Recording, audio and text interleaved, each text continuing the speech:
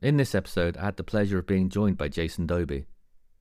Jason shares his transformative journey from being a professional chef to becoming a sober life coach with his community Stress-Free Sobriety Club, available on School. The link is in the description if you'd like to find out more. He also discusses the challenges of sobriety, including the struggles with relapse and navigating social situations without alcohol. Jason explains the importance of inner work, intuition, and meditation in personal growth and recovery. He also highlights the power of gratitude and daily intentions to help create a positive mindset. Through his experiences, he encourages others to trust their intuition and embrace their journey towards self-discovery and fulfillment. We get stuck into various meditation techniques, the benefits of silent retreats, the importance of practicing gratitude in daily life, and the ripple effect of kindness and the transformative power of mindfulness and gratitude. We discuss the challenges of navigating the holiday season, especially for those in recovery, and the significance of building a supportive community for personal growth and sobriety. If you're enjoying the podcast, please leave a rating and follow. It really helps the show grow and reach more people that we can help. And if you want to be a legend, you can also buy me a coffee. The link is in the description. No pressure. Well, maybe a little. Just buy me a coffee. Follow the show and leave a rating. No pressure. Anyway, enough of that. This is TOMU, the open mic, unfiltered. Let's get fucking into it. Thanks for joining me, Jason. Yeah, man, no problem. Thanks for having me. No problem at all. Thought basically would start with you introducing yourself. Yeah, for sure, brother. My name is Jason Dobbie. I am 43 years old. I live in Ontario, Canada, near Niagara Falls. I'll give you a brief bio about myself. I was a professional chef for about 26 years, working my ass off in the kitchen.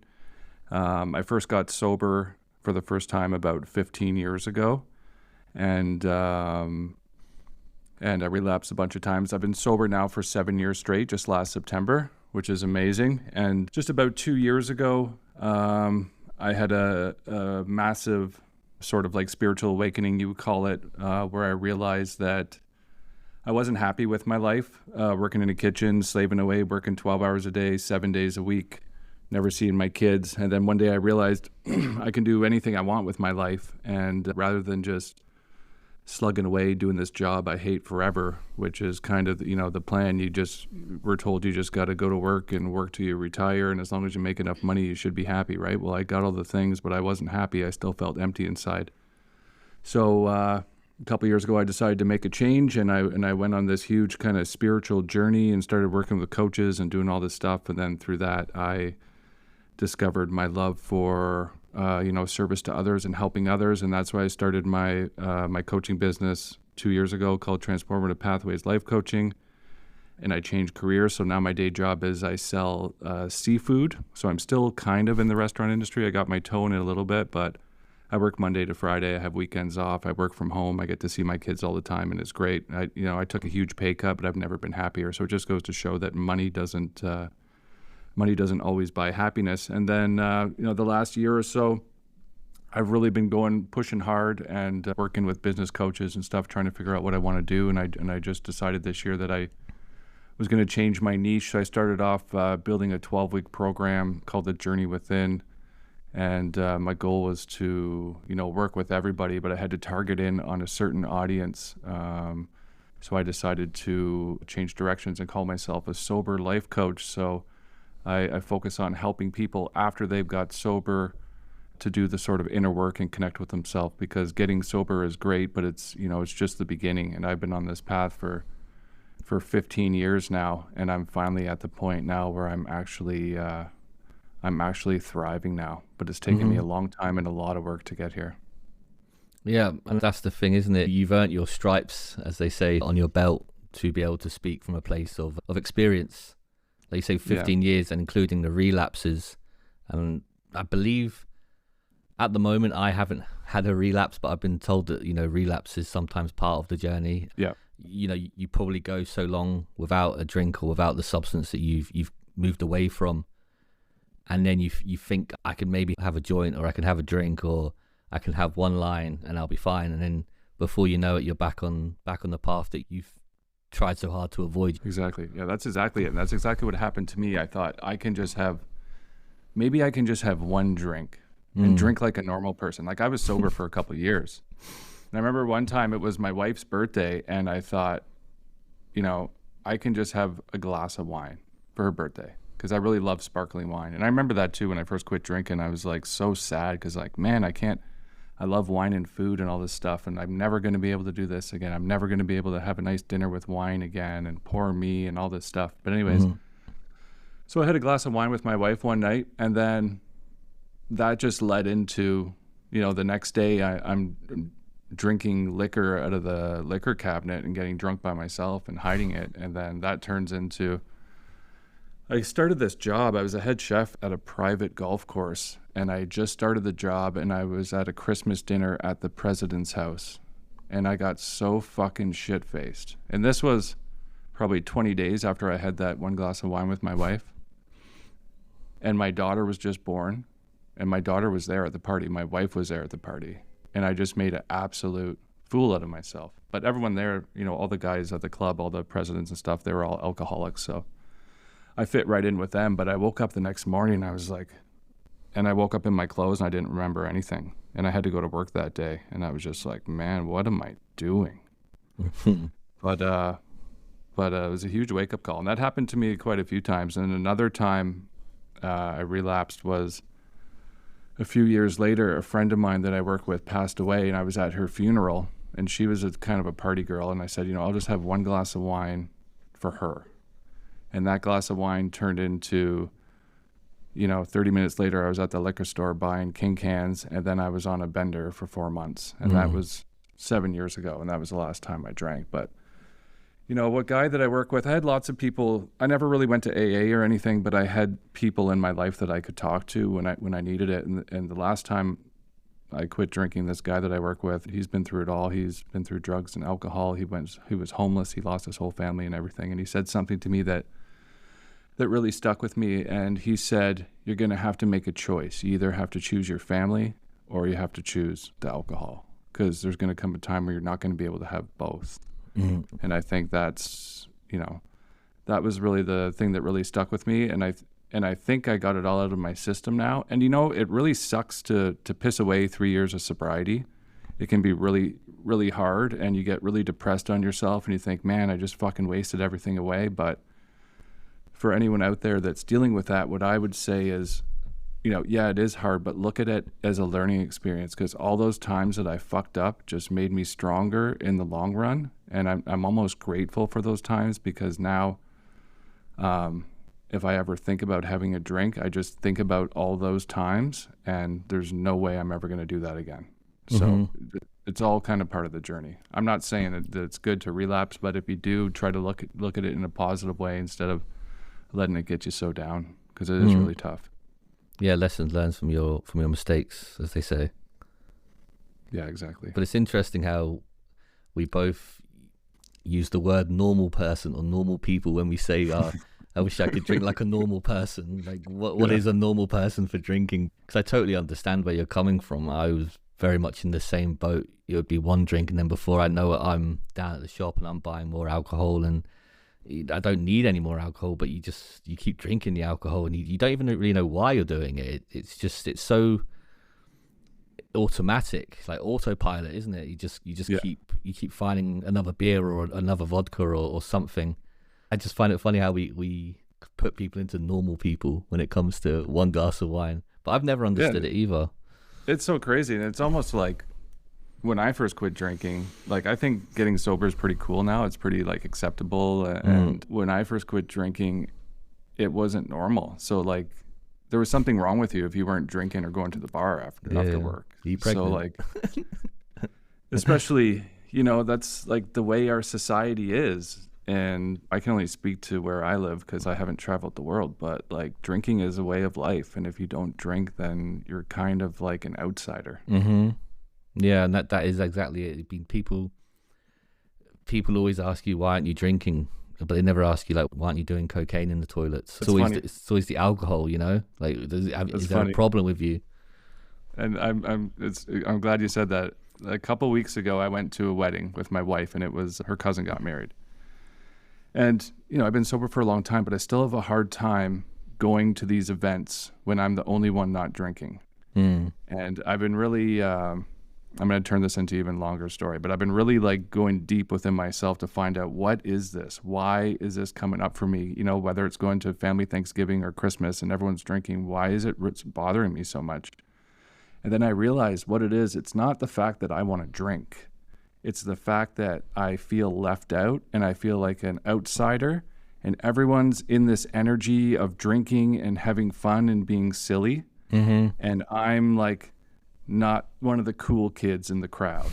So it's almost this feeling of being left out. So just understanding what that feeling was a huge thing for me. But so we're at this wedding, and I said, you know, I'm trying to be silly, right? Because I was doing some, you know, soul searching before, and I don't want to be the downer, like they're all depressed because everyone's having fun. So like, you know, I can have fun without alcohol. I can be silly and stuff, and then I'm being silly, and my wife says to me, like, why are you being so loud? Why are you being like so whatever? And I'm like, I can be silly. I don't have to be drinking, but I was going a little over the top, right? Yeah, overcompensating. But anyways, to get to the point of my story was, I left the wedding early.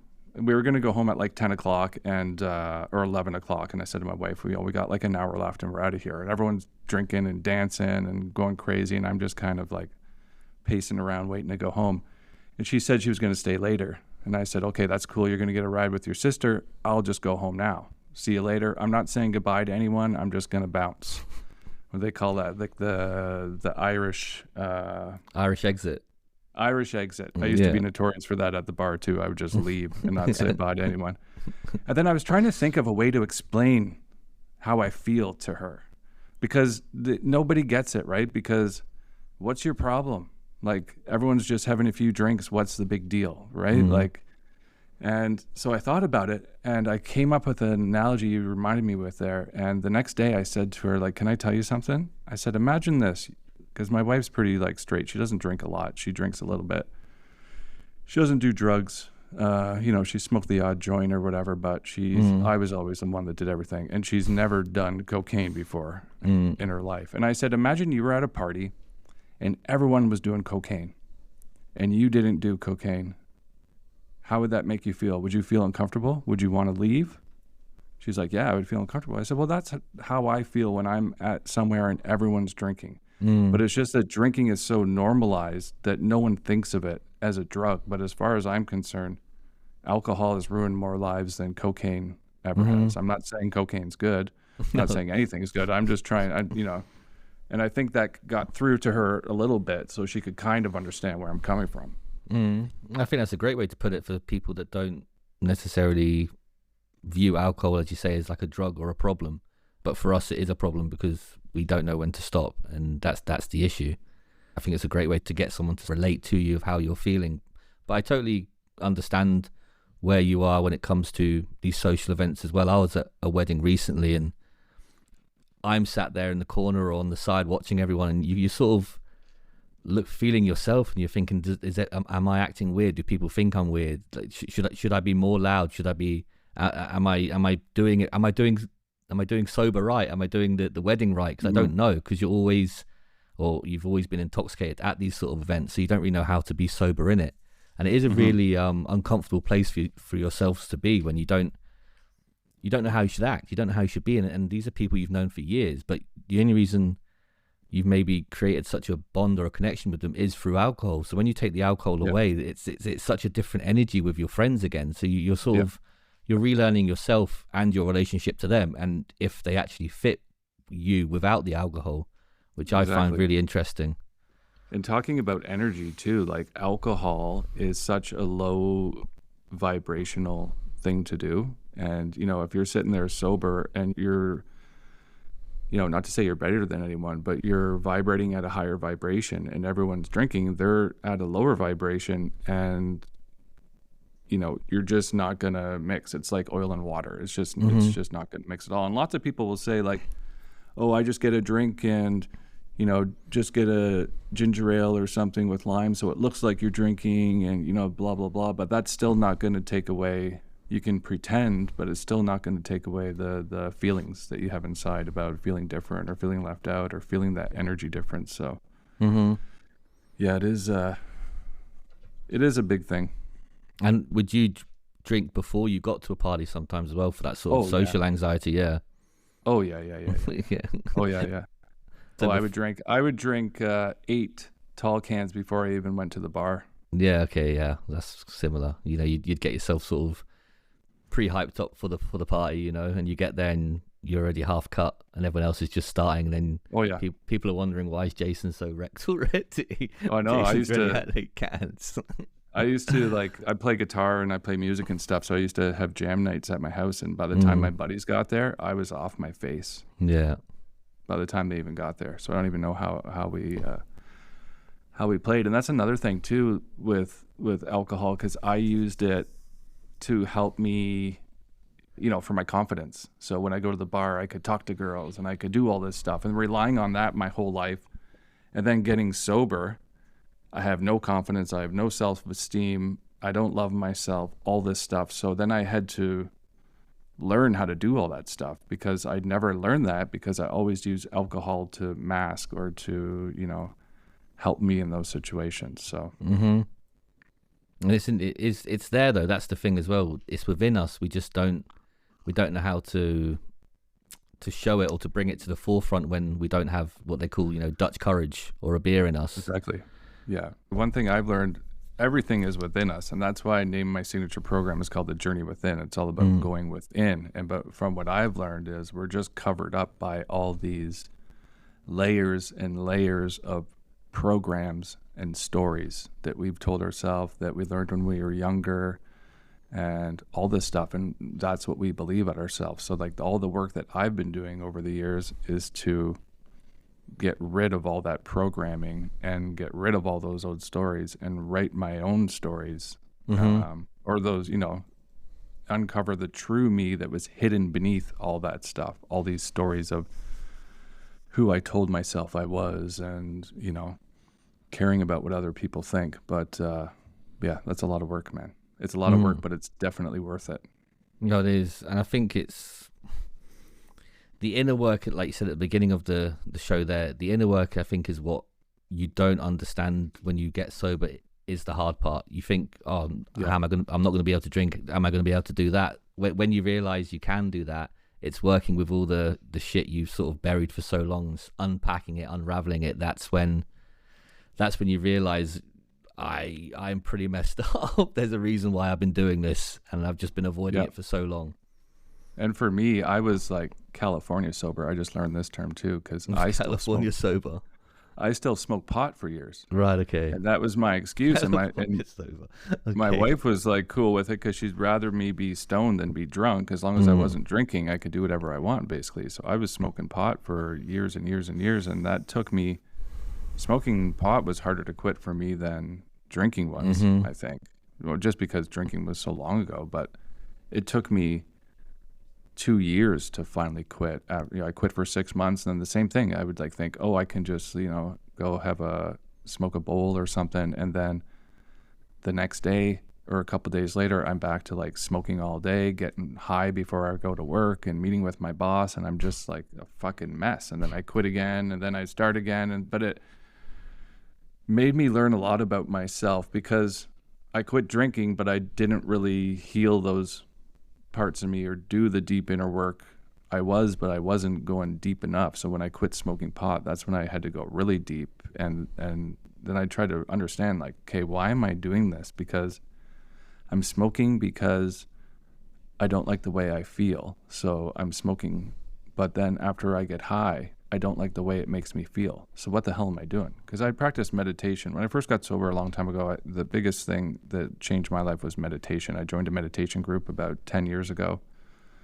And so I had the awareness. So every time I would relapse smoking pot, I would really get curious with my thoughts and my feelings and just watch it. And I could see what was going on, but I still couldn't stop myself. I was like, man, I'm like a crackhead. I wake up in the morning and all I can think about is getting high, and I just want to get high all day. How can I go from being totally sober 6 months to being this fucked up, like so fast. But I realized it was just an escape. I was just escaping my emotions. And, you get, for people out there that do smoke pot, or it's the same with drinking. Like, you want to drink when you have a good day. You want to drink when you have a bad day. You want to drink when you're sad. You want to drink when you're mad, when your kids are pissing you off. You want to go smoke a joint outside to calm down. Everything triggers you to want to do it. And then so many times that I quit, like it took me 2 years to quit, and so many times I would quit, and I learned so much about myself. And it was almost like, it's kind of neat because it was like I did this like experiment on myself. But I came up with this analogy, and it was almost like my security blanket. Like, when it's like chilly outside and you're like under the blankets and you're all nice and warm and cozy and you don't want to get up. That's what like smoking pot is for me. And then when I don't have it, it's like that feeling when you get up out of the blanket and you're like chilly and you just want to go back underneath the blanket. That's what it was like for me. And it was just, and then I learned that it would take me about 3 days after I quit to get rid of that really uncomfortable feeling where I didn't want to go back under the blanket again. But it was like my security blanket. It just numbs you, and, nothing matters, and you don't have to feel anything, and you can just chill, and it's good times. But yeah, I smoked pot. My nickname growing up was Doobie. My last name's Dobbie, so everyone used to call me Doobie in high school. And Irid classic. Yeah, so I was the Doobie brother. Yeah. But that's one thing I never thought I would give up, but I'm so glad I did. And another point of that, the first time I quit smoking pot like 3 years ago, that's when my massive spiritual awakening kicked in. It's like, another thing I noticed, if you want to talk about that too, was when I quit, that's when it kicked in, and I really started following my intuition and feeling my intuition, and my body would buzz and it would vibrate. And then I started learning about that and reading about that and getting into that spiritual stuff. But then when I would start smoking again, I would notice I was disconnected. Okay. And then, so that was a part of my experiment too. I couldn't meditate. I couldn't concentrate. I didn't have that connection to myself and to the universe or to God or whatever you want to call it. And it's like I was totally cut off. So that was like one of my main motivations was to quit, was to stay connected to my intuition and stay connected to my higher power or whatever you want to call it. And because I don't want to lose that connection. And, if something's going to disconnect me from that, I don't want to do it. It's mental how you describe the weed situation, because every sort of word you were describing and how you were putting it is exactly how I've described it to my girlfriend, to my parents, especially the comfort blanket. I said it's my comfort blanket. Like, if you take that away from me, I freak out. It's like if you take a kid's favorite toy away from them. It's like I would smoke, and then I would see that I've maybe got a joint's worth left, and then you start panicking because you think, I can't have no weed, and I need to have weed. I can't have none, because then what am I going to do? And then knowing that there's none there would freak me out. And it's so true. I never thought I'd give it up, and I finally have. And to me, like you said there as well, it's, what you're doing, and you don't want to do it, but you keep doing it, and you're asking yourself, why am I doing this? Because I would go to bed sometimes. I would smoke just to sleep, but I would smoke from the minute I finished, say, work or whatever I was doing. But I'd smoke, periodically throughout the evening until I got to the point where I'm going to now just go into a weed coma, basically. And that's how far it got to me. And then I'd look at myself brushing my teeth, and I'd be like, what are you doing? Why you don't even want to do this. And like you said, you're not even enjoying it. You're not even enjoying being high anymore. You're just doing it because it's so much of who you are at the moment, but you don't want to be this person. You want to be someone else. And yeah, as soon as I gave that up, that's when I started to realize that I was more in tune with myself. But I just wanted to ask you, how did you follow your intuition? Like, what is an intuition? How would you describe an intuition? Great question. I think it's different for everybody. For me, it's like a feeling I get in my body. It's almost like there's a couple different things, but the first one would be like a feeling I get in my stomach. So, You know, like when you're a kid and you steal something from the store and you get that feeling in your stomach, like that bad feeling, like you shouldn't do that. Yeah. That's like your intuition telling you you shouldn't be doing that. But then on the other side, it's the feeling you get where it's like an excited sort of feeling. So I'll give you an example of the first time and the most significant time I heard it. I was a head chef at this winery, and I had a meeting with one of my sales reps who sold seafood from British Columbia on the west coast of Canada. And we had a meeting because we were high-end restaurants. We were looking to get some seafood from these guys. And at the end of the meeting, so one of my goals was I wanted to get out of the kitchen and find a Monday to Friday job. I didn't care what it was. And at the end of the meeting, he mentioned to me, we're looking for a sales rep for Ontario, which is the province I live in. He said, someone like you that has West Coast seafood knowledge, because I used to work on Vancouver Island in a hotel. So I know the West Coast, I know the seafood, and I'm a chef, so I know the kitchen stuff. And then I'm like, okay, cool. And then after the meeting, I went outside to have a cigarette. And at this point, I wasn't smoking pot at all. And my whole body just started fucking vibrating and buzzing like crazy, like nothing I've ever experienced in my life. And I'm like, okay, well, I wonder if that means something. Maybe that means that I should apply for this job. So I went home and wrote my resume and sent this guy a letter and applied for the job.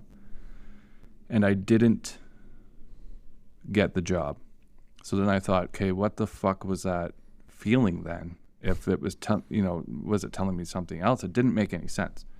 So then I ended up, we were about going into summertime, and I said to my wife, I can't fucking do another summer in the kitchen. I'm going to kill myself. I'm not doing it. And it's now or never. Either I quit my job now, because I didn't want to be that guy that quits right in the middle of summer when it's busy. Like, I got to quit now before Mother's Day, or else I'm stuck there for another season. I got to get out of there. And then I ended up, I got a job as a breakfast cook at a golf course. So I went from executive chef at this high-end winery, making $85,000 a year with all these benefits, to working breakfast at a golf course. And I didn't give a shit. Well, I had this idea. I was like, man, I'll just, why don't I just look for a breakfast cook? Because I was looking for any job, anything, Monday to Friday, like cutting grass, anything. I didn't care what I did, but they all paid shit. So I came across this job at the golf course, and it was like $24 an hour plus tips. So I'm like, that's pretty good for a breakfast cook. Start at 7 a.m. I'm done at like 3. That's great. So I applied for the job, and the chef was like, yeah, of course. I had more experience than the chef there. And I got the job, and we'll turn a couple of stories into one here. And then when I quit, so I gave my notice at where I was at, and then I quit. And then I started smoking pot again, which was bad. And I'm doing this job, and I had to like dumb myself down. So the way that I did it was I got high in the morning. Yeah, that'll do it. Yeah. But it was bad. Yeah, no. And also I was like excited because I'm making this big decision and all this stuff. And also when you quit smoking pot for a long time, I'm getting off track here, but then you smoke a little bit after not smoking for like 6 months. It's really, really like good. And that's another thing that I've learned, like smoking pot it amplifies your current state of consciousness. And if you're using it intentionally, so people will use it like spiritually, intentionally, with some sort of like ritual as to like set an intention to do something, to do meditation or whatever. But because I had an amazing experience. I smoked a little bit, and I was like, the trees were brighter, all the colors were brighter, and it was just like amazing. But then as I started smoking it more and more again, I'm smoking it for a different reason. Like I'm smoking it just to get high, and I'm at a lower level, so it's amplifying that lower level that I'm at. But that's another topic. But anyways, getting back to the intuition thing. So I started working at this golf course, and I said to my wife, "Don't worry, I'm gonna have a sales job within 3 months. Trust me, just trust me." And you ever heard of Joe Dispenza? He's Dr. Joe? Yeah, the speaker. Yeah, so I read Yeah. one of his books. I read this book, Becoming Supernatural, and that was around this time too. And it was, and I was doing these meditations, and his whole thing was just to like let go of expectations and just trust that it's going to happen. Like, how do you just trust something's going to happen?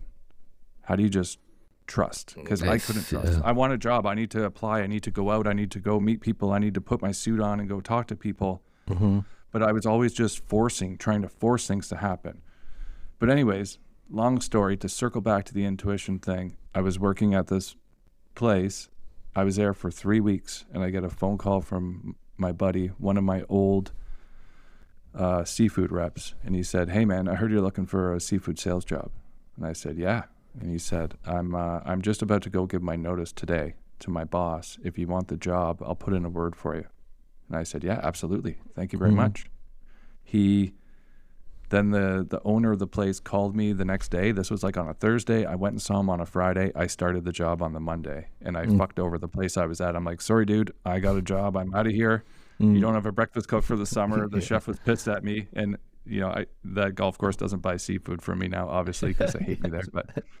But that's another thing I learned from one of my mentors or coaches that I worked with, was that the universe will give you what you want, but not in the way that you expect it to happen. And that's another thing of letting go of expectations and just trusting it was going to happen, because I got the job that I wanted, but not the job that I thought I was going to get. So the seafood sales job I got is actually better than the one that I originally applied for, because it's more local, it's close to home. I get to stay in the Niagara area. I don't have to travel all across Canada. So it actually, even though I was disappointed I didn't get that job, the job I got was actually better. And another thing with intuition is, just the feeling I get in my body. Like, I just made a huge business change myself too, and I switched my whole the way that my business runs, and I just started a school community a couple weeks ago. And I thought first I was just going to move my private community over there, and then once I got on there and started poking around, it was really cool, because my business was like, I had one thing on this platform, one thing on this platform, one thing on this platform. Like, I can just put it all on school. And I canceled my website. I canceled all this stuff, and it's actually costing me less money. But the reason I did that was because of the feeling I got in my gut, and that intuition feeling in my stomach. When I got the idea, my body just started buzzing. And the more that you do it and kind of pay attention to it and trust it, then the kind of louder it gets. And that was just 3 weeks ago. And then I said to myself, because I just spent a year working with 3 separate business coaches.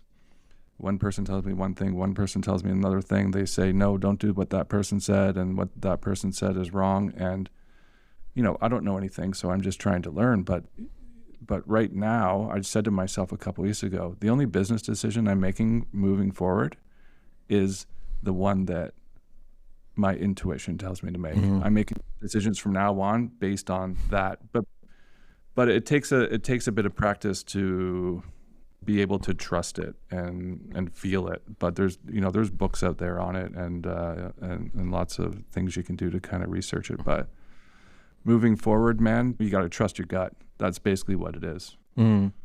Even as a chef, you have a gut feeling about things sometimes. And I was talking to my neighbor about this the other day, who's also a chef, and he said, man, I'm never not trusting my gut again, because every time I don't listen to it, something always goes fucked up. And that's what it is. But there's subtle things, were just little things, and then there's big things. And the other thing I've learned is, because I've had these few big moments where my whole body's vibrating and buzzing, that's what I thought it was. But if you learn to get quiet and actually listen and tune in with yourself, your intuition is always there, and it's usually little subtle things. It could be like you're driving one day and all of a sudden you get the idea or the feeling that you should go this way instead of that way, but you don't know why, so you go this way. And then you end up running into someone, or here's another example, then I'll leave this alone. I went to a restaurant the other day, and I just had the feeling I want to go to this restaurant, and I've wanted to go there and have a burger. So I stopped in, and there was these people, there's 3 seats right at the front, right in front of where the chefs work. And there's a couple sitting there, and I'm like, oh, can I can just go sit right there. It's cool. I can talk to the chefs. He's one of my customers. And the lady's like, I don't know, there's a couple there. I don't know if they want you. And I said, okay, that's cool. Like, let's just ask them if they don't mind. And they were cool. And then I was sitting down beside them. And then I thought, oh, maybe I should ask them where they're from. And then I thought, no, your intuition's not logical. It's your feeling. So you get the intuition feeling, and then your logical mind comes in and goes, no, you shouldn't do that. Don't bother them. They look like they're having a good time. Mm-hmm. So then I ended up just asking them where they're from.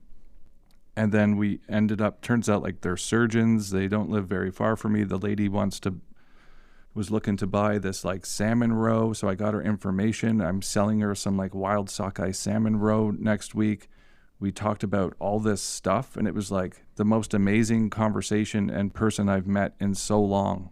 But if I never would have like listened to my gut feeling to like go there and go sit there and talk to this person, then I would have never even met them or had a conversation with them. And it's just mind blowing. It is. And I think you said there, it's when it's trying to not listen so much maybe to the logical mind when your gut or the first instinct or intuition comes to you, because we've all probably been there where we've had something pop into our heads or a feeling, and we've then talked ourselves out of it, because then we start to either self-doubt or well, you do that, that's stupid, don't do that, don't do this. And like you said there, and then if you act on it, you don't know what can happen. And my dad's always said that to me as well. He said, doesn't matter what you do or what path you take, doors will open, things will happen. Do you know what I mean? He's always tried to say to me, just trust in whatever it is you're doing or where you're going, because you never know who you're going to meet or who you're going to bump into, or what conversation you'll have with someone one day, and it will change your life maybe forever. So exactly. I think it's trying to believe that yourself, because it is very hard I think for many people to trust or to let go of control or loosen the grip a little bit of their own life. I think if you think to yourself, if I have control of what I'm doing or the decisions I'm making or where my life's going, then that's better. But it also comes with a lot of stress, because you're trying to, like you said there, you're trying to force an outcome that you have in your mind that this is how it should go, and not necessarily like what happened to you. You got a job that you were looking for, but not necessarily in the way that you planned to get the job. So I think it all comes, it's interesting that your intuition and control are all wrapped together. And do you think your intuition has grown due to being sober and from meditation and just sort of being more in tune with yourself? Yep, totally. Yeah, yes to all those. And if I started smoking pot again tomorrow, it would be cut off. And the meditation, do you do that? Is that something you do on your own? I know you said you started a group a while ago. Do you still go to that group? Do you do it on your own? I do it on my own every day. It's a daily practice. So when I first got sober, I was all messed up, and I went and I got a referral from my doctor, and I went to the outpatient mental health clinic at where I live, because I wanted to talk to somebody, but I didn't want to pay for therapy or anything. And in Ontario, we have free health care, so there's some programs I could go to. So I went to this information session, and I chose 3 groups. One was a mindfulness meditation group, one was the Be Your Best Self group, and one was a CBT level 1. And my wife told me for years, you should meditate, you should meditate, you should meditate. But I'm like, no, I'm not doing that. That's like girl stuff, and it's like yoga weird stuff. I'm not doing that. And now my girlfriend said the same to me. Sorry, and I had the same response. Yeah. And now I'm like, meditation is my life. So I joined this group, and I would go. I did it for 3 years until they kicked me out. I did level 1, level 2, level 3, and it was amazing. I learned a lot, and then I got really interested in Buddhism and mindfulness, and started reading some books on all that stuff. And then I kind of did it on my own, on and off, and then I would meditate. So I used to meditate mainly to deal with stress and anxiety because of my job, and I would meditate every day before work. Especially like I had some people that I worked with. So some difficult people that I worked with. I used to work with this one chap a long time ago before my meditation journey. And what I did before we worked a breakfast shift together was I would have to drink a minimum of 8 tall cans the night before just to get through the shift with him so that I wouldn't like fucking go crazy and throw stuff at him. Yeah. But that's how I coped with it. But then, later in life, I started meditating before work because I had some employees that would really drive me up the wall. So I would meditate to like calm myself. And I used to have panic attacks and all this stuff. And then I think the that's what sort of opened the sort of spiritual door for me. Then it turned into this spiritual practice or this spiritual awakening and all this stuff. And then I got interested in Eastern yogi sort of stuff. And I read this book, Paramahansa Yogananda. I used to listen to this podcast, Nick Zai. He's got a really cool podcast. And then I'd write down all these books. And one of them was Autobiography of a Yogi by Paramahansa Yogananda. And then I read that book. And at the end of reading that book, I listened to my intuition and I signed up to become a self-realization fellowship student. And I've been, the last couple of years, doing the lessons and teachings and meditation of that sort of stuff. So I used to do like, listen to guided meditations. Like there's apps and stuff you can get, and you can just listen to a different meditation. There's millions of different ones you can do. There's like gratitude meditations, there's body scan meditations, there's walking meditations. There's like muscle tense and relax meditations. I used to do those for my panic attacks and stuff. But now I just do, and the main thing I teach is just breath awareness meditation. So if you have a hard time concentrating, I would recommend doing a guided meditation because, and people think, oh, I can't meditate because my brain's too busy and all this stuff. And like, so for you people out there that think that, my brain goes a million miles an hour, and if it was a computer, there'd be 100 tabs open at the same time, and it never stops. Even when I'm meditating, it never turns off. But what you learn is you focus on something, and the main thing they teach you is focus on your breath, usually on your belly. So you sit up straight, and you focus on your belly, and you just try to do that. Start with 5 minutes a day.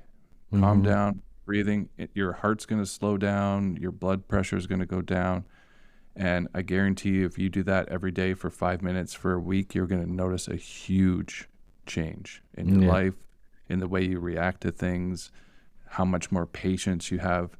That's the main thing that I teach is the breath awareness one. And you try to pay attention to your breath without forcing your breath. So it's a little bit difficult because when you start, noticing your breath, you want to push it in and out. But then you just kind of learn just to let it go on its own, because breathing is something we always do without thinking about it. But it's being aware of that, and then you get this mind-body connection thing, because then you start being aware of your body. You do a body scan meditation where you scan your whole body, and you can feel your feet and feel your hands, and you can feel your whole body, because your body is all part of you, and just really puts everything together. But I guess, right now I do like a silent meditation every morning, and some days I'm super busy and I don't have time because I have to get up early and go to work. So if I don't have time, I try to just do 5 minutes, or if not, I'll do it before I go to bed. If I'm lying in bed, I'll just close my eyes and focus on my breathing for 15, 20 minutes before I fall asleep. Yeah. For me, it's like a daily practice. And this one teacher, Michael Beckwith, says, the feeling when you leave your house and you forget to brush your teeth, and you're like, oh, that like gross feeling all day, like, oh, I forgot to brush my teeth. Hairy teeth, yeah. Yeah. So like when you start meditating, if you don't meditate for one day, that's kind of how you feel when you go out in the world. You feel like a little bit off. So it's like, I recommend for anyone that I teach or my clients and stuff to take 5-10 minutes or 15 minutes first thing in the morning, as soon as you wake up, in silence, whether you're just lying in your bed or you don't have to get up and sit on a cushion and cross your legs and go like this and burn incense and all that stuff. And you totally can if you want to, and burn a candle. I've done all that. I don't do that anymore, but I've totally done that.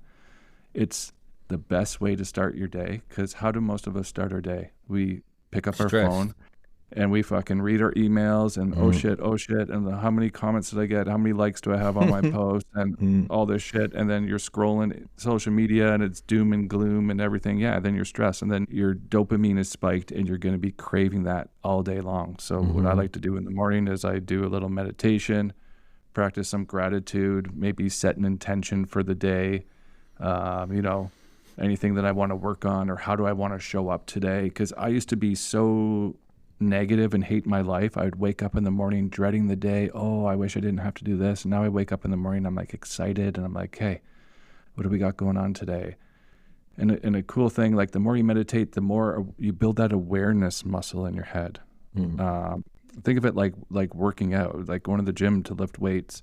You're not going to get ripped overnight. It takes years of training. And it's the same thing with your mind. The more you meditate and focus on your breath. So I guess another thing I should add, I'm just all over the place here. I apologize. That's absolutely fine, Jason.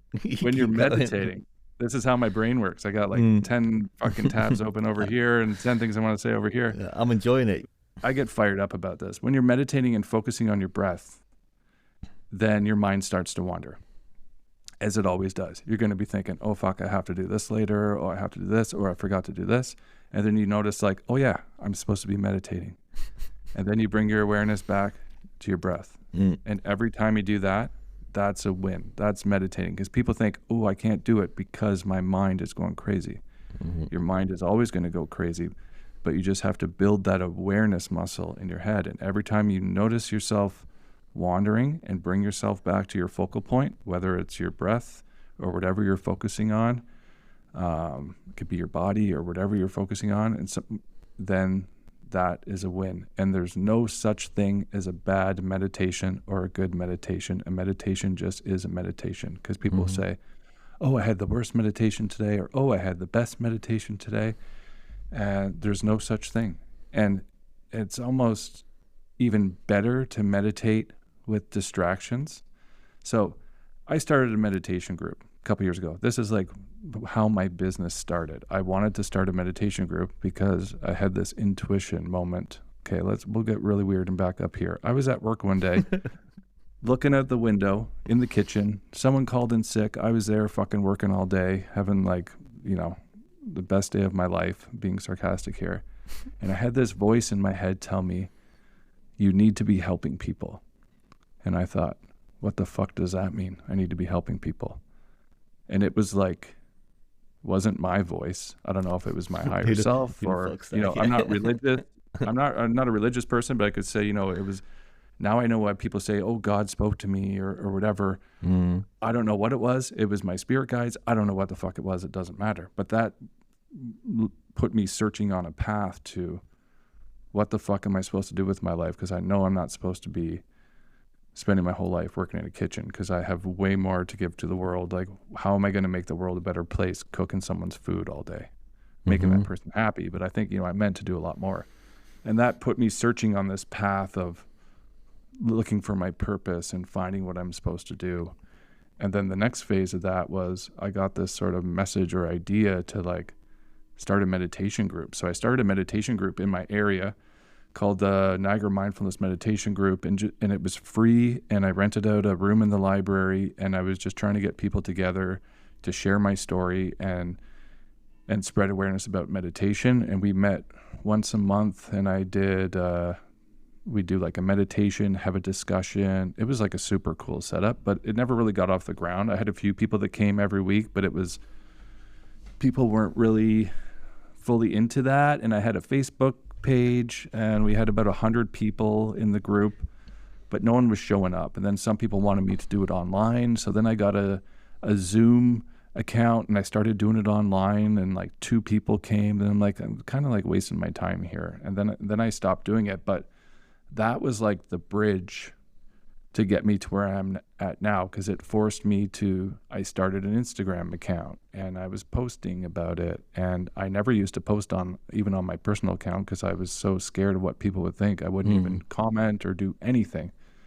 And it forced me how to use Zoom. It forced me how to make a Facebook group page and make events and all this stuff. So looking back now, that was just like the starting point of my journey. And I don't have the meditation group anymore, but inside my private community, I have like all my meditations, some that I've recorded, some that I recommend. And it's like the foundation of what I teach is meditation and awareness, because if you want to change your thoughts, you need to be aware of them first. If you're not aware of them, how can you change your thought patterns? So that's like the core thing that we teach. And in the community, Stress-Free Sobriety on School, I have like a 7-day meditation challenge. And I created this thing called, I got this idea one day, and I whipped up this thing. I finished my meditation one day, and I got this idea. And I get ideas, and I just fucking act on them. I'm not like, oh, that would be cool. Like, no, I get an idea, I do it right away. Like, my wife thinks I'm psycho. But I get shit done. Yeah. I don't put things off. But I made this guide. It's called The Essential Guide to Mindfulness and Meditation. And I just took It's almost like meditation for dummies, like just explains it. What is meditation? How do you meditate? What are the barriers of meditation, and like how to do it? What are the problems that come up? Like just everything, all the different types of meditation, what to do after meditation, the benefits of meditation, the health benefits of meditation, and put this all together for my private community. And then I was going to make like a freebie of it and make like a funnel to try and get contacts when I had my email list. So now it's just part of my private community. And so as you can tell, I'm very, very passionate about meditation, but sometimes I forget that I've been doing it for so long, and everyone needs to start somewhere. Like I told myself the other day, we have this 7-day meditation challenge in my community and no one's really doing it, but the one guy's doing it a couple of days a week, and I had to remind myself when I started it, I was only doing it once a week. I wasn't doing it 7 days a week. So you got to start somewhere, and 1 day a week is a great place to start. If you can do it every day, that's great. And another really big one is gratitude practice. I did a year-long gratitude challenge where every morning I'd write down 3 things I'm grateful for, 3 things I'm looking forward to today, and set 2 intentions for the day. And I did that for a whole year, and that like changed my life. Okay, I might adapt that, yeah, because I started doing the meditation recently because my therapist told me I was breathing wrong. And I was thinking of, God, I've survived for 34 years. I thought I was breathing all right, but apparently I was breathing wrong. So like you said there about, it's I was breathing a lot from my chest and not my stomach. Yes. And so he said you should try meditation. And I always thought it was a bit hocus pocus or, woo, a bit out there. But I did, and I've been doing it now for about 3 or 4 weeks. Awesome, man. Yeah, morning and night. And like I say, I start my day with it now, and I've seen a change in my tolerance, or my window of tolerance. My patience has got better. Totally. And it was funny because it was interesting because you said when you missed like your morning meditation, I felt that the other day, actually. It was the first time I hadn't done it in the morning. And I was on a phone call to my dad, and it was the first time I've got annoyed at him in a long time. And I was like, I wonder if that was because I didn't have that moment for myself in the morning, and my whole morning, because I didn't have that, felt like it was all off now. I didn't feel myself. I didn't feel like I was ready to do anything because I hadn't had time to clear myself out before I started getting on with the day, Exactly.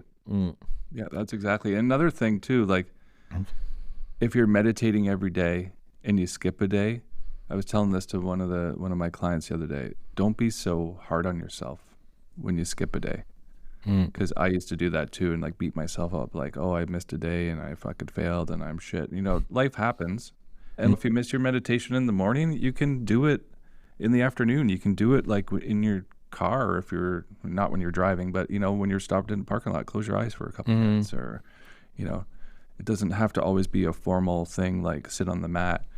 And with the breathing too, like most people don't know about breathing, but like breathing into your chest, like that's like the stress breathing. I forget the 2 names for it. There's like the parasympathetic and whatever. I don't know the names. Breathing into your belly really calms your nervous system, because when you notice you get stressed, you start to do like chest breaths, and your breath gets really fast when you're breathing into your chest, like that fight or flight. Shallow, I think is But no, it's right, because especially with the meditation, going back to what you said about having a good or a bad one, sometimes I do say that to myself as well. I'll say that was a really bad session, or that was a good session. But I want to add on to that as well, because I have loads of thoughts when I'm meditating, and I'm like, I'm not even meditating because all I'm doing is thinking. But then I realize I'm thinking, and then I bring myself back. And I think what you said there about it's realizing that you're having thoughts, but then bring yourself back to a center. So in your day-to-day life, because what used to sort of affect me was my mind or my thoughts would run away with me, and then I'd freak out or I'd panic, and then that's when I would go to alcohol or to weed to get rid of that noise. But if you turn can it down, so if you're meditating and you're practicing to come back in and leave those thoughts alone, you're learning to live with your thoughts or manage yourself a bit better when it gets a bit more chaotic. Yeah, exactly. And like what you said about the window of tolerance too, like when you practice meditation, you widen that window of tolerance. So those moments where you would normally just react, like when you react and you're like, oh, I wish I didn't say that, or I wish I didn't yell at my kid, or I wish I didn't spank him.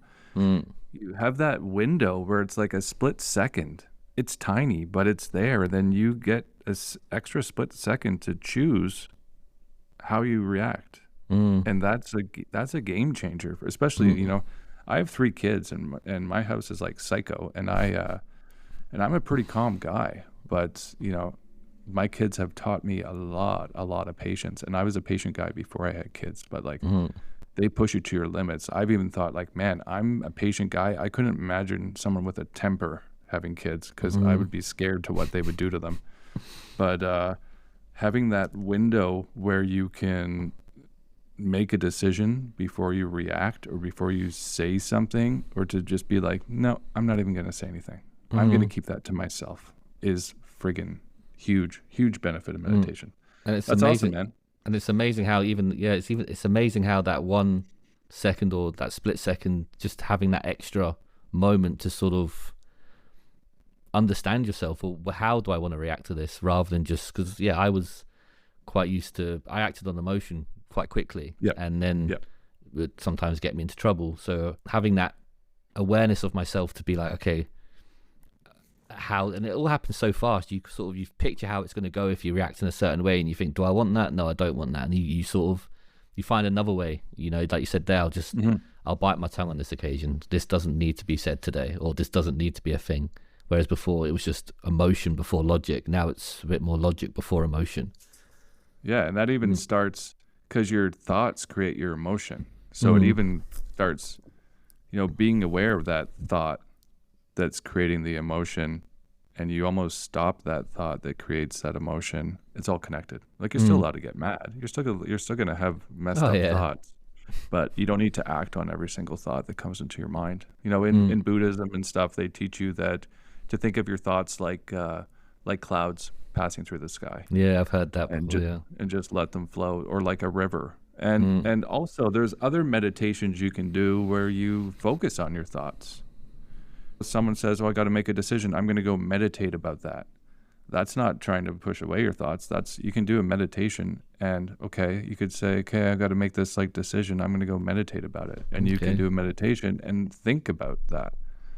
You can do a meditation where you're trying to be aware of your thoughts and wondering, okay, why am I having this thought? Why is that coming up? And just observing them without judgment to try and learn something more about yourself. There's so many different ways. Have you tried or heard of a walking meditation?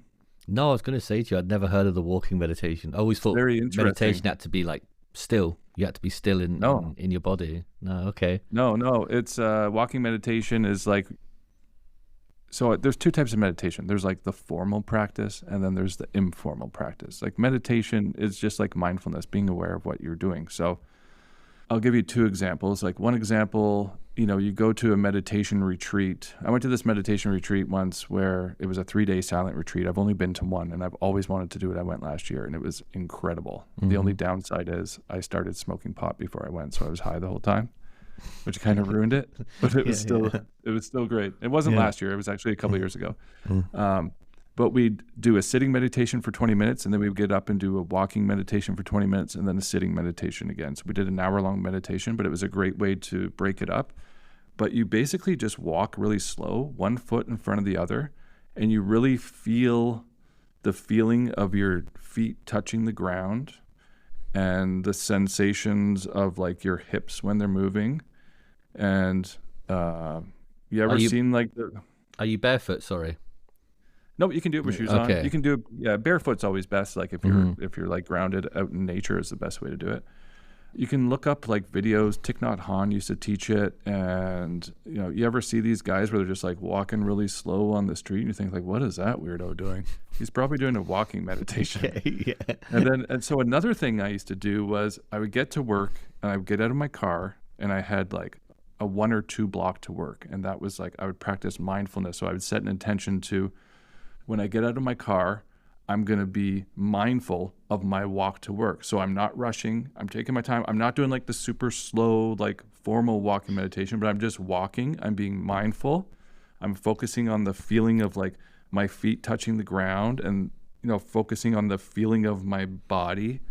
And I'm focusing on the sounds and just being aware. You can be aware of the sounds, the smells, what you're seeing, and the feeling of the wind blowing on your face. And I used to do that every day when I went to work. That was like a routine that I set where, you know, when I was walking that path, I would always just be like mindful. So that's not necessarily a formal walking meditation, but that you can do a type of meditation. You can be walking in nature and just being mindful and taking your time. Take the headphones off. Instead of listening to music, just listen to nature and try to get in tune with everything around you. And another example I have is I have this carpet downstairs in my basement, and it's a nice, thick, like comfortable carpet, and I love the feeling of it. And every time I step on there, it reminds me to be mindful because I love the feeling of it, and I just will be aware of the feeling of my feet touching the carpet. And every time I go down there, I think about that, and it just like brings me back. Yeah. I'm going to go buy me a carpet.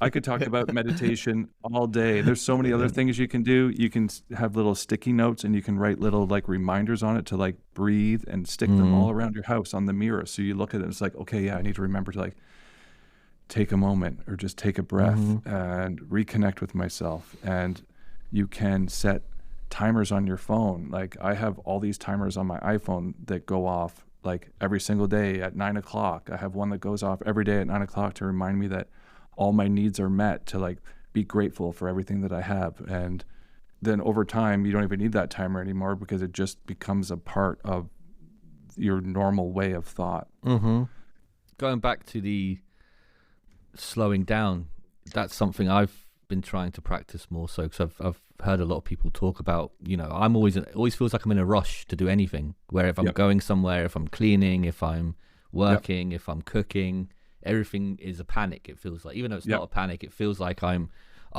stressed when I'm doing it. And people have said, even when I brush my teeth, you know, as if me too, man. I've got somewhere to go. I brushed the gums like off of my mouth because I used to brush my teeth like so and bad. I heard people say, you know, and especially my therapist, and I heard other people talk about it, and they've said, just slow down, just take a minute, and then your nervous system will start to react to that. But back to the silent retreat, because I've been researching at the moment, looking into them. Would you say they're beneficial? Did you learn a lot on your silent retreat? Oh yeah. Yeah. It was great. And is it pure silence? Yeah, it was pure silence. It was actually nice because I like being quiet and not talking to anyone. And I was lucky because it was all women. I was like the only guy there, which was kind of cool. And and you share a room with someone, but there was no one to share a room with, because when I got there, I was like, oh shit, I don't want to share a room with someone. I want my own room. So I would look into that. If you want privacy, get your own room. But it was so cool because they fed us 3 meals a day. It was all vegetarian food, and there was no talking. We'd all just meet, and then we'd go have our breakfast. No, maybe first we'd meditate in the morning. Like 6 in the morning, we'd have to go meditate for like an hour, and then go for breakfast. And then after breakfast, there was a list of chores. So it was like mindful chores. So you could choose off the list. And I was like, fuck this. I'm here to chill. I'm not doing the fucking chores. I'm going to my room. And I just started smoking pot again. So I'd like go to my room and get high and just lie there. But, but you can do like the dishes and sweep and do all this stuff. And like you were saying before, like, I was the same as you, like psycho, like if I have to do the dishes, I'm fucking doing the dishes and slamming everything away and getting it done. But like those things, like you can do those mindfully and slowly, like doing the dishes and vacuuming and folding laundry has taught me patience too, because I hate that job, especially with 3 kids. Yeah, I can imagine. But yeah, we'd have breakfast and then we'd have a little break. Then we'd have an afternoon meditation thing. And then we'd have like a dinner and then like an evening meditation. So you're meditating for like 3-4 hours throughout the day. But it was super cool. I was thinking the other day about if I'd want to go to one again, and I would like to, but I think I'm pretty like set with my own practice right now that I would like to again in the future, maybe like when I'm older and have more time. And I've seen these things. This is something I want to try at some point in my life. Have you seen these things where these guys go in to the cabin and they're blindfolded and they go in there for a day or 3 days with no sunlight at all. And then have you seen those videos where they come out and they take the blindfold off and they're just like, what the hell? Yeah. I've seen, I think I seen one not even that long, maybe 3 or 4 days ago. I've seen someone, they came out and they took the big sort of blindfold off and they looked like they'd just come out of a war zone, to be honest. Yeah. They had seen some stuff. I would like to try that. That would be cool. But I'd highly recommend doing a meditation retreat. It's super cool. And it's interesting because you're interacting with all these people without talking. Yeah. Like you're eating together and you're just watching people and stuff. Can you sense how people are with each other and how they are with you? And yeah, I guess you can feel everyone's energy. And if you want to talk to someone, you just write it on a piece of paper and give it to them. Like you're back at school, yeah. And the person that's leading the meditation retreat, obviously they talk because they're leading it. But it was really cool. We did some cool meditations. We had some lady come in and did this this sound bath meditation with all the sound bowls and everything. It was super, super cool. And the gratitude you said you started doing, you did every day for a year. Yeah, every day for a year. My sister got everyone in our family these like gratitude books, and it was like a little book, and there was one for it was 365 days. And that inspired me to create something for my community. We have a similar thing inspired by that. It's a 7-day gratitude challenge. You start with 7 days, and then you can work your way up to 30 days and a month, and then eventually do it for a year. And I have prompts that you follow. And so it's basically the same as a book. You can buy the book. The books are like expensive, but you can just get a journal and write in the journal to save yourself some money. But yeah, gratitude is incredible. Even just like, I don't do it anymore writing down every day, but I just will think about what I'm grateful for and try to have the feeling of gratitude. But to start off, like writing down 3 things you're grateful for, and not like, they don't have to be big things, because we all want to be like, oh, this big thing and this big thing, but like the little things. Be grateful for the little things. It could be like the sound of the birds, or like the feeling of the sun off your skin coming in through the window, or just little things. Having a cozy bed to sleep in, having a roof over your head, like having a house. I have this little tiny house, and I used to hate my house. Like, oh, I hate my house. I wish we had a bigger house and all this stuff. But one thing I've learned is, if you're not grateful for what you already have, the universe isn't going to give you anything else. It gives you more of what you are. So if you are ungrateful and say, oh, I hate this sucks, the universe says, oh, great, here's more of that. That's what you want. Here's more shit. Say like, yeah. That's what you attract. You're putting out that energy or whatever. But if you're grateful for what you have, then the universe will give you more. And the more, and we talked about this the other night in the call for my community. And the one guy, he said he was driving his car. He got stopped behind a school bus, and this little girl was walking across the street, and she looked at him and smiled, and he smiled at her, and she was really cute, and it just made his day because it reminded him of his kids. And he said, normally I would have been pissed off because I was stuck behind the school bus and it was delaying me, but like that moment was so beautiful, and it just changed his whole day. So we were talking about how when you start to practice gratitude, then you start to notice more things to be grateful throughout the day, especially at the end of your day, because you're like, okay, what were my top 3 things of the day? And I used to do this gratitude meditation before bed. I had this app called 10% Happier. Super cool.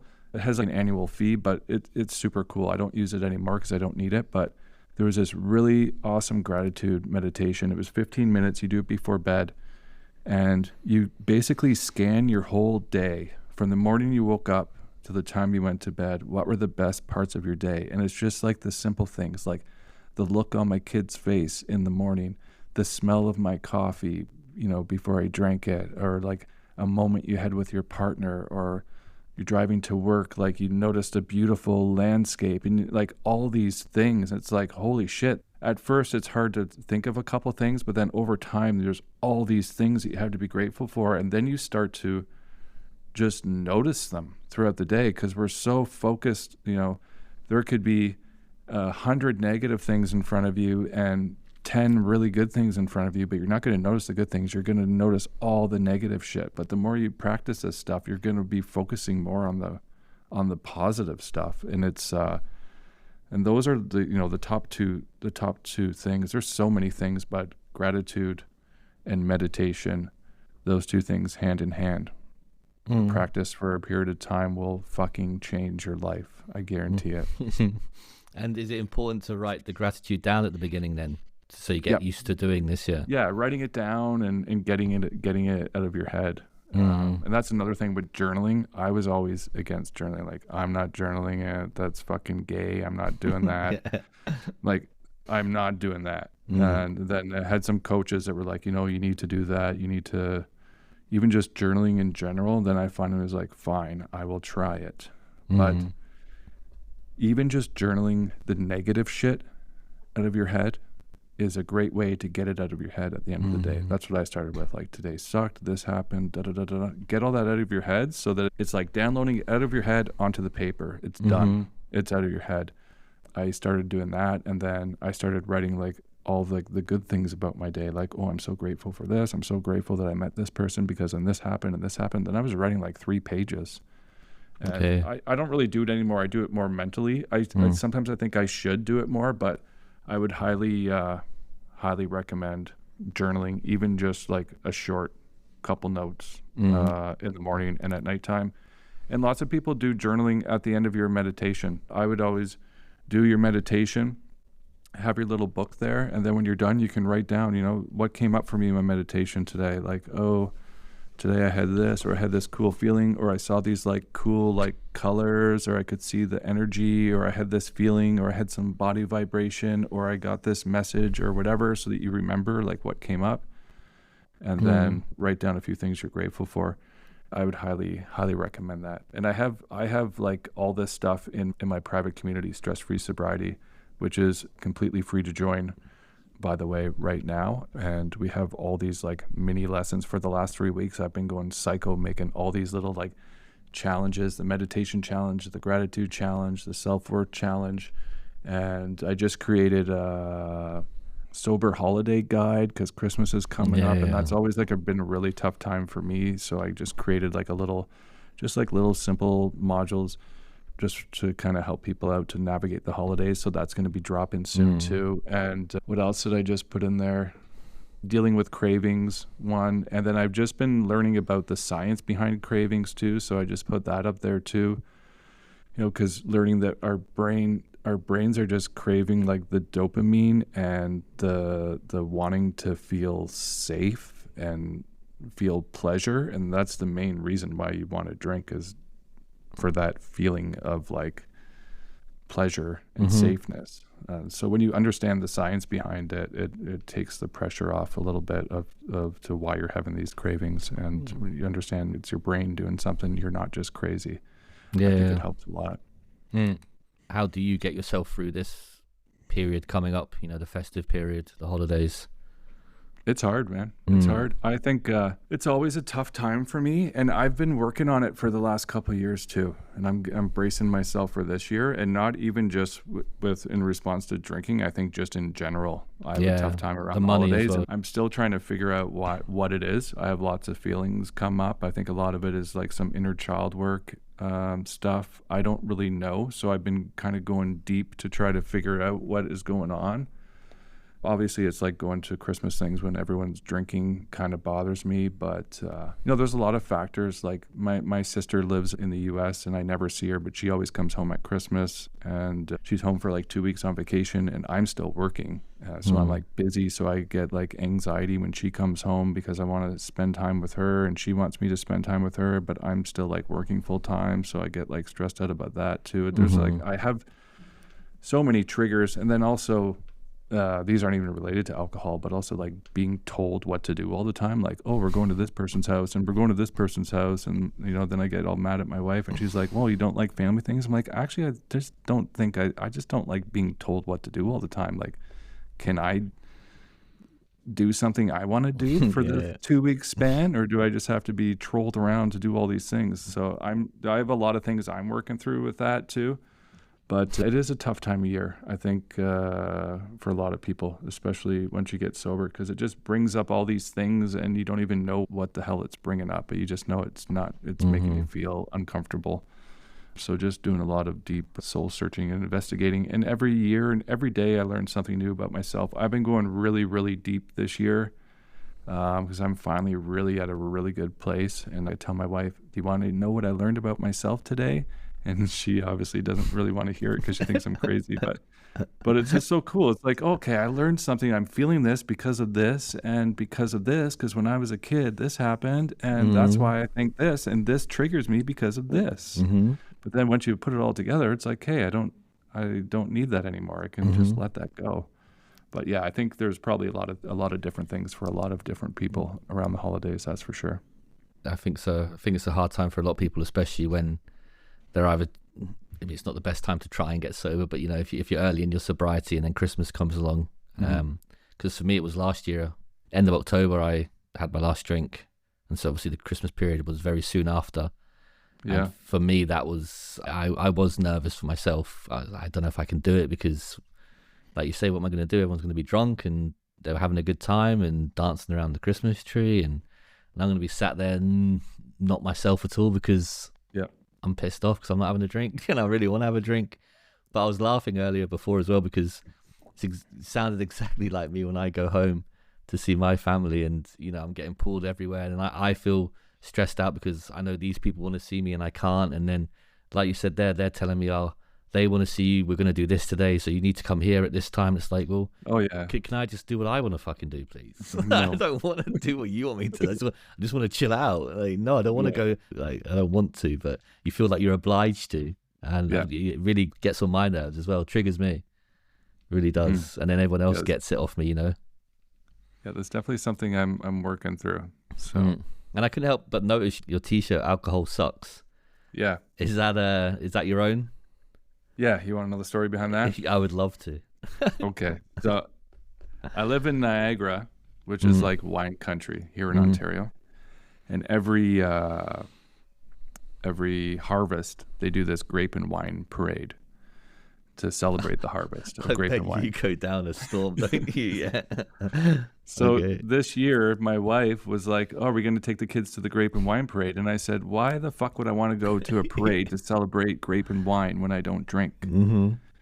And you know, I kind of got triggered a little bit, and I'm just like, "Fine, if we're going to go to the parade, I'm going to get a T-shirt made that says alcohol sucks to wear to the parade." And she's like, "Whatever."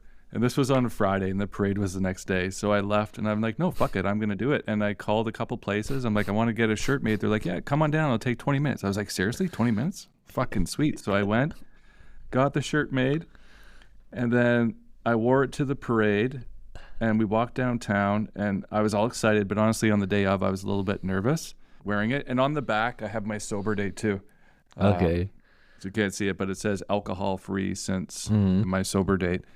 And I was getting all these fucking dirty looks. Everyone's looking at me like, who the fuck is this guy, right? Because everyone's drinking. It's like in the middle of the day, everyone's drinking. All you can smell is fucking weed everywhere because weed's legal in Canada. So everyone's just smoking pot everywhere now. And turns out the parade wasn't really about alcohol. I was wrong. The parade was, my wife was right, if you're listening. The parade was about community. It was about the harvest. It was about all this stuff. There was a few floats from wineries, but it wasn't like this big celebration of wine and getting drunk like I thought it was. So I kind of felt bad for overreacting, but I'm glad I got this shirt made. And I just got a hoodie made as well. And I've had a few people reach out to me to ask me where they can buy them. And it's on my list, but it's probably not going to happen for a little while. But I want to get a store set up and sell like custom shirts that say alcohol sucks and then get custom sober dates on the back. I just don't know how to do that yet. And I have a million other things I want to do before that. But it's definitely on my list. And when I do that and launch the shirts, I'm probably the people that are in my stress-free sobriety community are probably going to get the first dibs on it. So that is in the works. So and when I went to get my sweater made the other day, And I've just been wearing them for my social media too, because I think I'm using it as like a visual hook. And like, I'm the only guy in the world that has alcohol sucks shirt, and I should get it patent maybe. But the guy was like, "Did you pick this font?" And I said, "Yeah, we picked the font." And he said, "This is the same font as the Absolute Vodka or whatever." He's like, "Did you do that on purpose?" And I said, "No, but you know, we can just pretend I did it on purpose. It's the only bold font that you had." So I got my alcohol sucks sweater and hoodie, and my kids are brainwashed to hate alcohol because my daughter's like, "You're wearing your alcohol sucks hoodie, eh, Dad?" I'm like, "Yep. I'm going to like having an interview, or if I'm doing like social media, I just wear this all the time now." So so that's the alcohol sucks story. But I'm glad I got the shirts made, and that's the thing. Like I said before, I get an idea. I'm not like, "Ooh, that would be cool. I'm going to do that one day." I'm like, "No, I'm doing it, and I'm fucking doing it today." 20 minutes. I'm down. I'll be there. So there's this store in where I live. I won't say where because I don't want anyone else to know about it. But if you go there, they have a file that says "alcohol sucks" with the stuff on. You can get it printed on a shirt. But we're going to figure out a way. I'm going to figure out a way to sell them. And I talked to them about that. About, you know, I can get 20 shirts made at a deal, and I could sell them like at a stand or something. But I want to figure out a way to do it like worldwide and set up a store. So that's something we're going to figure out in the future. You can do it via Instagram, I believe, as well. Yeah. So that could be a nice, but it's definitely a good visual hook as well. Because I noticed it on your content on your Instagram, and so when you were wearing it today, I was like, now I recognize that T-shirt. I've got to ask him about it now. Yeah, I'm going to wear it all the time. And I have gotten a few compliments on it too. More dirty looks than compliments, but a few people have come up to me and said like, "Oh, I really like your shirt." And it sparks a conversation. And then they're like, you know, happy for me and give me a hug and all that stuff. So I really like the idea of having the sober date on the back. And my other idea is just to have like an alcohol suck shirt, then on the back, stress-free sobriety to promote my community if I'm just selling them on the street, because I can't do like custom printing for people. So that might be another thing too. But that's definitely, I got a lot of plans and a lot of ideas. That's on the list, but it's a little bit closer to the bottom compared to everything else I have going on right now. Yeah. And how long have you been doing the stress-free sobriety for? I just started the community 3 weeks ago. Okay, so it's very new.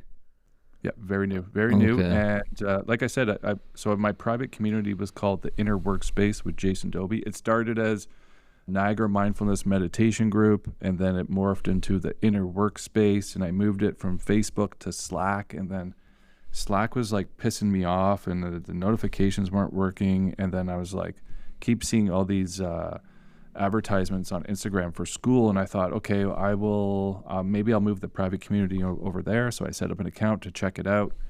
It's going to be 3 weeks Monday, and then I checked it out. I joined a community on the Friday, like 3 weeks ago yesterday, and then on the Monday I was like, okay, I'm going to start building my community. And then on the Tuesday I decided I was moving my whole business over there. And I had all my stuff on Kajabi, and the Kajabi subscription was like over $2,000 a year for my website. I had my learning portal. I have a 12-week program, Journey Within, all like the modules, everything on there, all my funnels, my email list. I just said fuck it and then canceled it and moved everything over. And like I told you, I made that decision based on my intuition. And I'm fucking fired up. So the other day I said like the first 50 members that join are getting free lifetime premium memberships. And right before I came on here, I think there was 12 spots left. So there's people joining from all over the world, which is incredible. And then once I hit 50 members or so, I don't know, I might change my mind. Then I'm going to go to a 3-tier system. But this is the plan right now. So there's going to be 3 different options to join. There's going to be a standard tier, which is still going to be free. So you can still join for free forever. And that'll give you access to the community. So it's everything all in one. There's the chat space where everyone can interact with different topics, and you can post and pin different topics to it. Select a different topic, whether you're sharing a win or just a friendly chat or a weekly discussion, or if you're doing one of the challenges in the classroom, you tag that challenge and you have to like post daily about it. So you get full access to the chat, and you get limited access to the classroom materials, they call it. It's called the classroom. That's where I have all my little modules and mini challenges and all that stuff. And I've built like 15 over the past 2 weeks because I wanted to be like kind of full. I'm psycho, man. But I've been building all these things for my private community already. Like I made the meditation challenge, I made the gratitude challenge, I had all these other ideas. So I just like, I go psycho and Yeah. it's like pretty much up and running, but there's more coming. I just added a new one yesterday. And then I'm going to have my premium plan, which is going to be $25 a month. Once the 50 spots fill, and then I switch to this tier system. So for $25 a month, that gives you full access to the community, full access to all the courses, like all the learning stuff that I have, the challenges, and that's just going to keep growing and growing and growing. And then also what we do is a monthly community group call. So we did our first one this week, and it's just like a group coaching call. It's kind of informal where we get together and we share our wins and we just, support each other and just talk about what's going on. Sometimes we'll have a weekly topic and everyone will kind of share and support each other. So it's a great way to connect with everybody. It's about an hour and a half long. And as the community grows, we do one a month, but as it grows, starting next year, I'm going to do 2 a month because I got people all over in different time zones. So I'm going to do one like at 7 p.m. my time and one at 7 a.m. my time because like there's people all over the world, and which is super cool. And that's only going to be $25 a month, which I think is a pretty good deal, less than $1 a day for all the stuff that you're going to get. And then you're going to get to connect with a whole bunch of other people, and you get support from me as well. And then I'm going to have a VIP tier. I'm telling this is like live now. So whatever I'm saying, I'm going to have to do. I can't change my mind now. The VIP tier is going to be $250 a month. And that's going to have everything from the premium tier, but it's also going to add access to my signature coaching program, The Journey Within. And you're also going to get a monthly one-on-one coaching session with me as well on top of everything else. So that's kind of the model I'm starting with. And I know as it grows, those prices are probably going to go up as the community grows. But for right now, I just want to keep it low just to make it easy for people to access.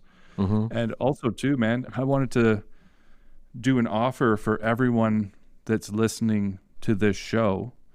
The first 10 people to join my community. For anyone listening to the show, I want to give away 10 free premium lifetime memberships to the first 10 people. All you have to do is join the community, and you can just join through the standard free one and send me a message and say, hey dude, I heard you on the podcast, on Cameron's podcast, and I will upgrade your membership to premium and give you lifetime access.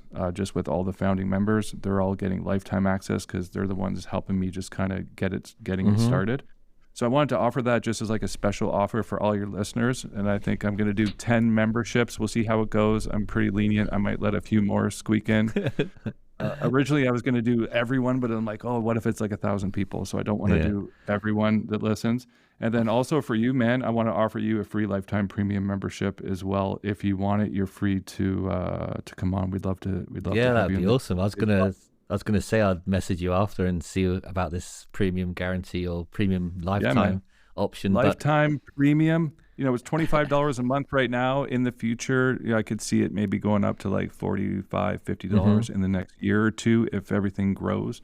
And also too, like right now, the whole idea is just getting people in. But as it grows and grows to like thousands of people, then you need to put a price tag on it just to keep the people that are serious in. And the people that aren't serious, just a way to kind of filter the people out. But it's, I've been wanting to start a community for a couple of years, ever since I started my meditation group. And I've been so high the last like 3 weeks. I've just been like on this huge high, but it's like everything I've been working towards, it's all finally like feels like it's actually coming together, because I've been trying to like build this community, but nothing has worked. And now it seems like it just clicked and it's like working, and like people are joining, and I've had like tons of people ask me for the link on Instagram, but they haven't joined yet. So I'm like, where are these people? But that's the more annoying thing, isn't it? Yeah, take their time, right? Then I looked the other day and we've had like 126 people look at the about page just in the last 7 days. But I do the same thing too. I'll click on something, it's like, oh, I'm going to do that, but it's like,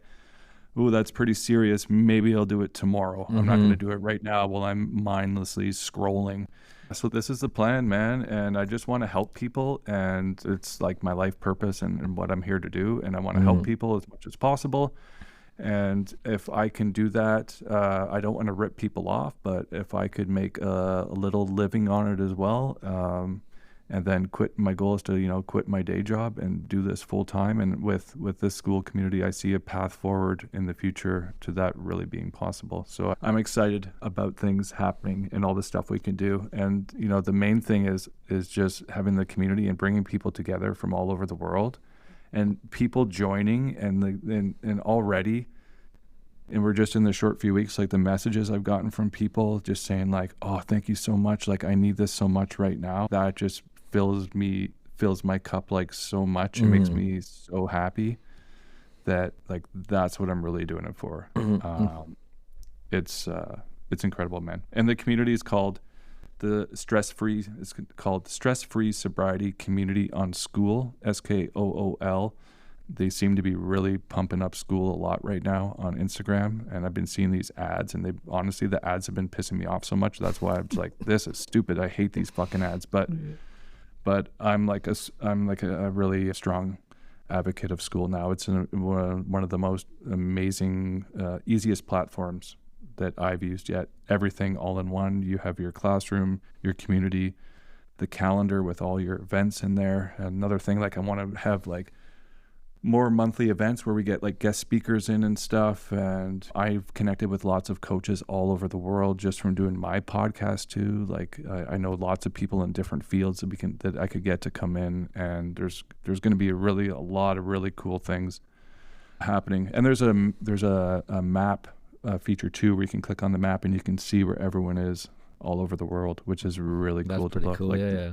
We've only got like, I think it was 38 people before I hopped in here today. I feel like it's going to blow up over the weekend because I've had a lot of people ask for the link. It's pretty cool just seeing the people from all over the world. It's really something special to me. So it's incredible. For anyone listening, if you want to join the Stress-Free Sobriety Community, the first 10 people to join and send me a message, you'll get a free lifetime premium membership, and for you as well. And brother. We're changing the world. We're starting a movement. It's not just a community. It's like a movement. And it's as the community grows, and that's the thing with people that get sober, once they like are doing the work, the sober community is so inspiring because everyone just helps each other. And I see it on Threads. Like Threads is an amazing Threads is platform. crazy about how much love you get there. It's I get more love from Threads than I do from my own family. It's incredible. Threads is now my family. That's where I belong, in Threads. Yeah. So is it the first 10 followers from first 10 listeners who follow you from this episode? Yeah, the first 10 people drop your that message. join the community. You can join the standard thing for free and just send me a message and said, "Hey man, I heard you on the podcast, the Open Mic Unfiltered podcast with Cameron." Then I'll just be like, right on. You're upgraded to premium membership for life. There you Your go. number, whatever. And then the only thing is, like, I might be getting, as this episode airs, I might be getting people like for the next 5 years being like, "Hey, those 10 spots build up yet?" Yeah. So maybe I should let you know when it's filled up. And who knows? Maybe I'll extend it to 20. I usually I'm a pretty nice guy, so we'll see how it goes. And then also for you too, man. Yeah, no, I really appreciate that, and I think it would be silly for people not to take you up on that offer, especially if they're getting upgraded for nothing. But you are right. I think we are slowly changing the world, and it sounds mad because that's what I said to people around me when I first started this. I said I want to change the world. I know it sounds mental, but I'm not saying I'm going to do it myself. But I know that by putting myself out there and making myself vulnerable, I'm going to meet other like-minded people who will have the same objectives or goals that I have. And if we can all get together and we can all do our bit, then we can make the place or the world a much better place to live in. Because at the moment it's gone a bit to shit, hasn't it, to be honest? It's amazing that you said that, because I feel the same way. And I remember a point in my life where I was so low, I used to think, how is anything I do going to impact the world? Because you feel so small and you feel like so useless, and what's the point? But one person can change the world. you do one nice act of kindness to some person, and that's going to light their candle, and they're going to carry that forward, and they're going to carry that to 10 more people, and then they're all going to do that to 10 more people, then they're all going to go home, and that's going to carry forward to their family. And it is possible. The ripple effect that one person can have that you don't even realize is incredible. And the same thing can happen with negativity. The negativity can spread even probably just as much as the positivity, but it's the same thing. You know, you're an asshole to someone, you're going to piss them off, then they're going to be an asshole, and they're going to go take it out on that person. But the same thing, like with kindness, you go get a coffee at a drive-through window, and you're just like, ask the person, how are you today? How's your day going? And they're like, oh, great. Thank you for asking. They just served 1,000 people, and not one person gave a shit how their day was going. Yeah, small things. Exactly, man. And to me, that's how you change the world. But I used to think that was impossible, but it's the small things that can change the world, the ripple effect. And it's, we can all do it, man. And the world is changing. I feel it. The world is shifting. People are waking up. You know, some people aren't, and some people aren't meant to wake up in this lifetime. Everyone's at different stages of their evolution, of their consciousness, and, you know, whatever you believe. Like, I believe in reincarnation and multiple lifetimes, and we're all on this path of this evolution, and we're all at different stages, and nobody knows what's really true or not, but you can't force anyone to do anything. All you can do is shine your light, and it's up to them to, you know, receive it or to not receive it. And that's one thing I've learned is you can't change anyone that doesn't want to be changed. Yeah. And if anyone, you can help people that want help, but you can't help the people that don't want help. So unfortunately, you just have to let them. Everyone needs to find it their own way. It's just like with us, with the meditation. Both of our girls told us to practice meditation. We're like, fuck that, I'm not doing meditation. And then now we're turning into like yogis, and we're going to be like preaching meditation. But we had to find it for ourselves because we also don't like being told what to do. No, that's exactly it. Yeah. I'll find it. Don't tell me. Leave me alone. Yeah. It was a simple one. You know, when you're going to do it, you do something, and someone says, "Oh, can you do that?" I was going to do it. But now you've told me to do it, I'm not doing it. I'm going to wait. I'm going to wait till tomorrow. I'm going to do it when I'm ready now. I know. When I was a kid, if my mom told me to do something that I was already going to do, like, make sure you go have a shower. It's like, no, I'm not fucking having a shower now. I was going to. So ever since I was a kid, I was always like that. Like, man, let me do my own thing. Leave me alone, Christ. You've inspired me today, Jason, honestly, listening to you and the passion and enthusiasm you have for what you're doing and for where you're going. So I wish you all the best for it. And before you go, I don't know if you want to say anything to the listeners or where they can find you if they want to find out more about Jason Dobbie. Yeah, man. Yeah, I already plugged the community a little bit, but you can find me, since I just canceled my website. I don't have that anymore, but you can find me on social media. I'm on Instagram, Twitter, YouTube, and Threads. Way too many social media things, which I think I might change that at one point too. But I'm just going all in right now, and I'm at jason.dobbie, and they're all the same now. Jason.dobbie, Dobbie. And then on school, our community is called Stress Free Sobriety, and you can find that by going to school.com and just go to the discovery to search communities. And I also have the link to it in all of my social media bios. It goes right to the community. And yeah, that's it, man. Thank you so much for having me on. And I was actually really excited when you reached out to me to ask me, because recently I was just telling my wife, like, I would really love to be on someone's podcast. So I was kind of putting that out into the universe. And then, there you go. You know, a couple weeks later, then you showed up, and I think we're gonna end up being bros after this, man. I think we got a lot so. in common. I think so very much, and I think we'll end up crossing our paths sooner than we think, doing something. I'm sure of it. It's been a pleasure. Honestly, thank you very much for coming on. You've been an incredible guest, and like I said earlier, I wish you all the best. Honestly, mate. Genuinely, I do. Thanks for coming on. Thanks, buddy. I appreciate that. Same to you, man. Cheers, eh? And we'll be talking soon. Cheers, man. Take it easy. And that is a wrap. I love that conversation with Jason. We could have spoke for hours. Maybe we can get him on again. I mean, let me know if that's something you'd be interested in, and we can try and sort it out. But before we go, remember, relapse can be part of the journey, and every setback has something to teach us. Social situations, especially around alcohol, can be tough. So be patient with yourself and trust your intuition as you move forward. Mindfulness, meditation, and simple moments of gratitude can make a huge difference, whether you're on a silent retreat or just taking a mindful walk. Surround yourself with supportive people, offer kindness where you can, and know that growth comes from understanding yourself and your past. And most importantly, help those who want help, because real change starts from within. See you next week, you wonderful people. And remember, be good to yourself.